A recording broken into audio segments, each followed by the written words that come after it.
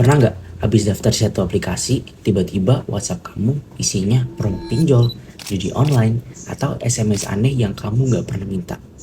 Pernah mikir, kok mereka bisa tahu nomor kamu? Hari ini kita bakal bahas perlindungan data pribadi konsumen. Kenapa ini penting dalam etika bisnis dan apa dampaknya kalau perusahaan seenaknya pakai data kita.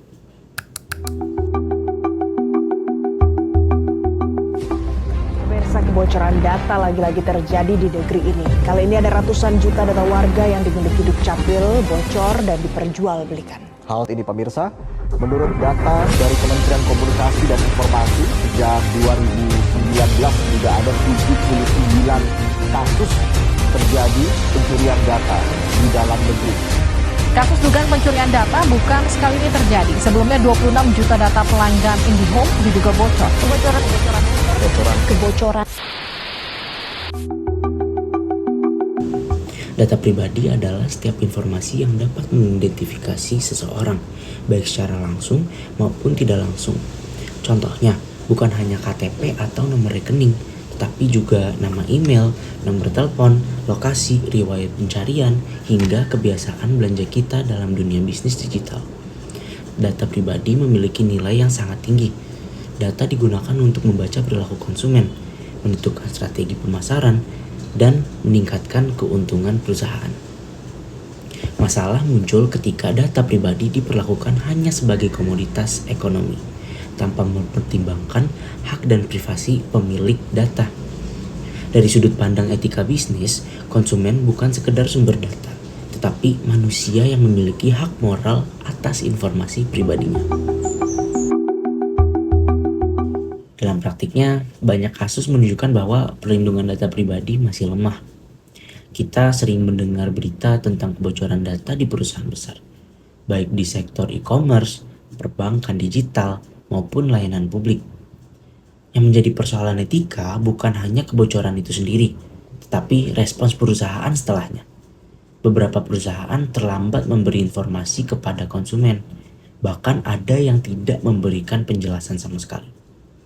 Selain itu, ada praktik penggunaan data tanpa persetujuan yang jelas, seperti menjual data ke pihak ketiga atau menggunakan data di luar tujuan awal. Perusahaan sering berdalih bahwa praktik ini dilakukan demi efisiensi atau personalisasi layanan.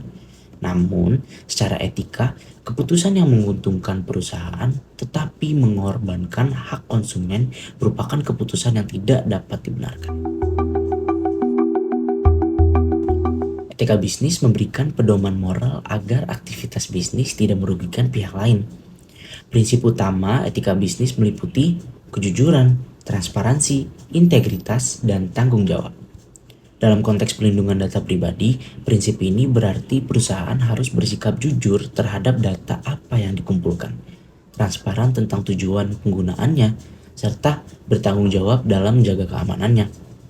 Perusahaan juga harus memberikan kontrol kepada konsumen seperti hak untuk mengetahui, memperbaiki, atau menghapus data pribadi mereka. Bisnis yang beretika memahami bahwa kepercayaan konsumen adalah aset jangka panjang. Sekali kepercayaan itu rusak, dampaknya bisa jauh lebih besar daripada kerugian finansial jangka pendek. Selain perusahaan, konsumen juga memiliki peran dalam menjaga data pribadi. Kita perlu lebih kritis sebelum memberikan izin akses aplikasi, membaca kebijakan privasi, dan memahami risiko digital. Namun, penting untuk digarisbawahi bahwa beban utama tidak boleh dialihkan sepenuhnya kepada konsumen. Dalam etika bisnis, pihak yang memiliki kekuasaan dan kendali lebih besar yaitu perusahaan. Memiliki tanggung jawab moral yang lebih besar pula. Artinya, kesadaran konsumen harus berjalan seiring dengan komitmen etis perusahaan. Sebagai kesimpulan, perlindungan data pribadi konsumen bukan hanya persoalan hukum, tetapi persoalan etika bisnis dan kemanusiaan. Perusahaan yang menghargai data pribadi menunjukkan bahwa mereka menghargai martabat manusia, bukan hanya mengejar keuntungan. Sebaliknya, perusahaan yang mengabaikan etika dalam pengelolaan data beresiko kehilangan kepercayaan publik. Di era digital, Data pribadi adalah bagian dari identitas kita. Melindungi data berarti melindungi hak, kepercayaan, dan keadilan dalam dunia bisnis. Karena bisnis yang baik bukan hanya yang menguntungkan, tetapi juga yang beretika.